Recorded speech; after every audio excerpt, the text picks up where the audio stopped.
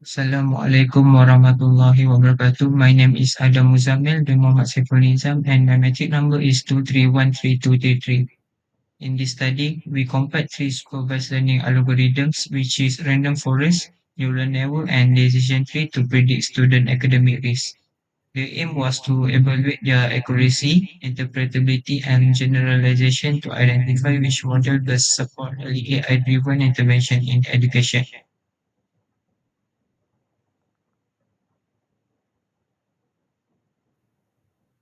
We use the UCI student performance dataset, which includes data from secondary school students in Portugal.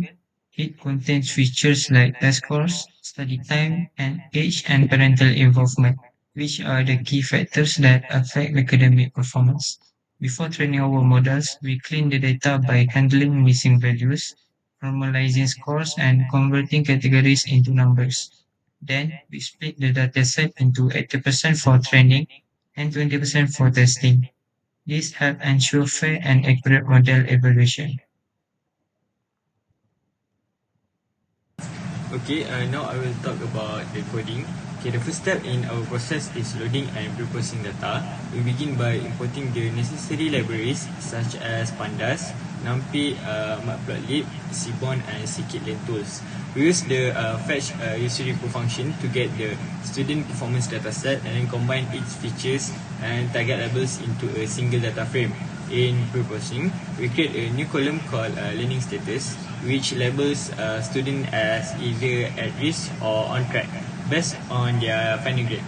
We also clean up column names for clarity and convert categorical responses like yes and no into numeric values, making the data ready for modeling. To better understand the dataset, we perform EDA or known as exploratory data analysis, starting with descriptive statistics to get an overview of the numerical features.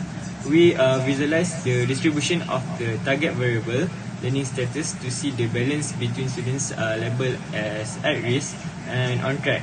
A heat map is then used to display the correlation matrix, helping us identify relationships between features. Finally, we generate histograms with KDE plots for all input features to observe their individual distributions, which is crucial for detecting patterns, outliers, and potential pre-processing needs. Okay, next, we train three different machine learning models: a decision tree, a random forest, and a neural network. For each model, we split the dataset into training and testing sets. The decision tree uses the Gini index and a maximum depth of 5 to prevent overfitting. The random forest builds 100 decision trees and balance class weights to handle uneven class distributions. Finally, the neural network is built using two hidden layers with 50 and 30 neurons and uses logistic activation with the Adam optimizer. Each model is trained using the same setup to ensure fair comparison. Okay, finally, after training, we evaluate the model performance using various metrics. We measure accuracy, print the classification report, and show the confusion metric to visualize how well the model distinguishes between at-risk and on-track students. We also plot feature importance to identify which input factors had the biggest impact on predictions. To ensure reliability, we perform a five-fold cross-validation and report the average accuracy and standard deviation. This final step gives us a clearer picture of how well the model generalized to unseen data.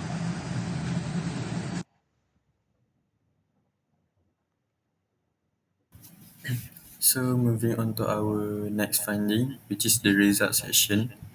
This summarizes the performance of each supervised learning algorithm that we have already evaluated. So in this slide, sample of process data, and this shows a sample of our process data that highlights the features that we use for our training model, such as age, attention span, literacy score, numeracy score, and parental involvement.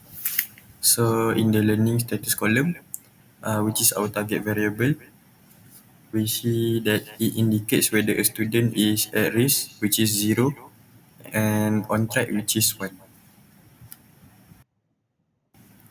And here for the descriptive statistic, it provides an overview of the numerical features, which is include their count, mean, standard deviation, and quartile ranges.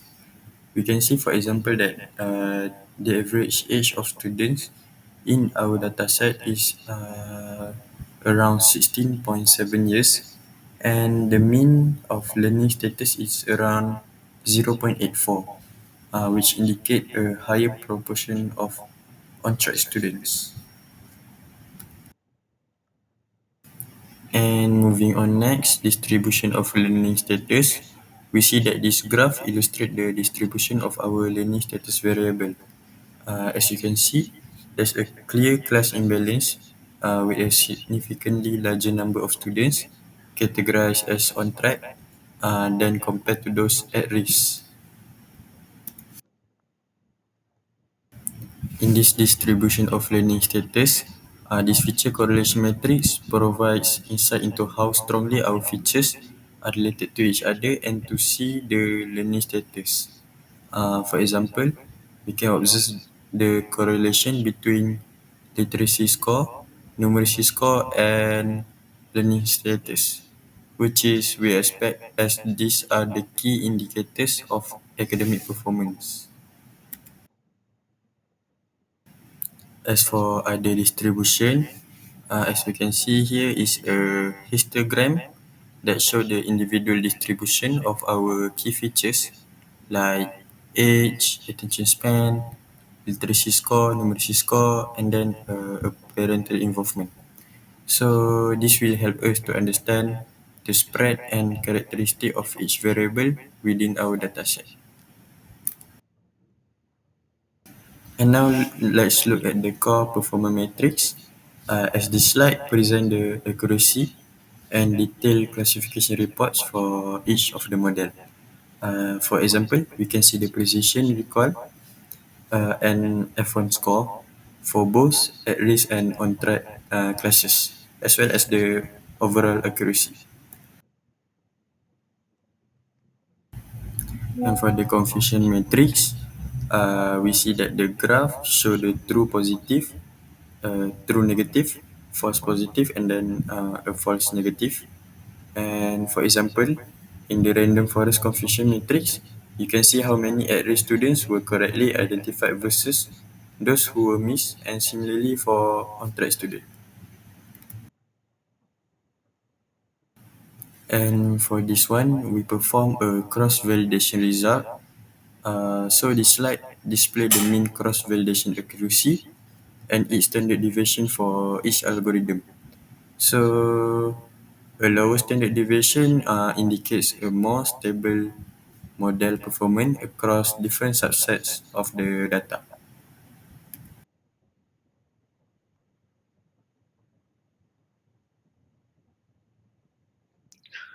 Assalamualaikum. My name is Muhammad Khalid Muhammad Zakaria. My metric number is 2318591. So now we will go through with the result discussion or the performance comparison for the algorithm that we have used.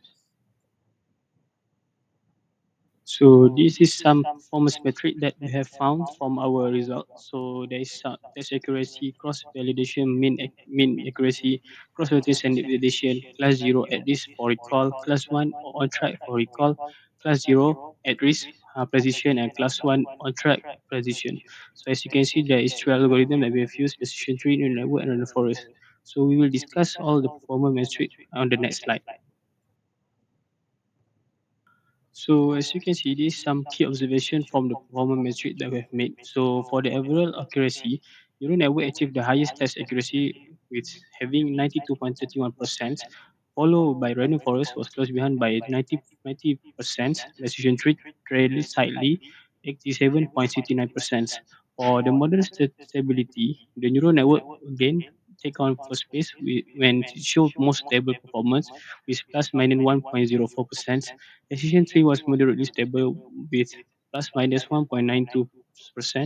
and random forest had the highest variance plus minus 2.22%. So we can indicate that the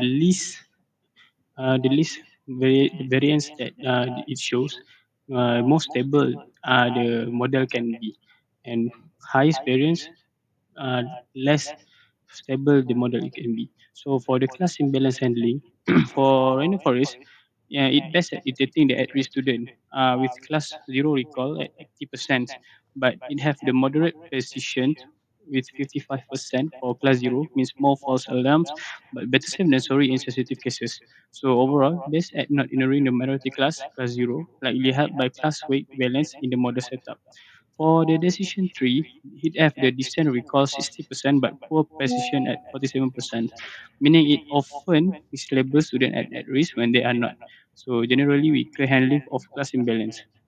And lastly, for our neural network, it have the excellent position at 73% on at risk, meaning it have fewer false alarms, but lower recall, 53%.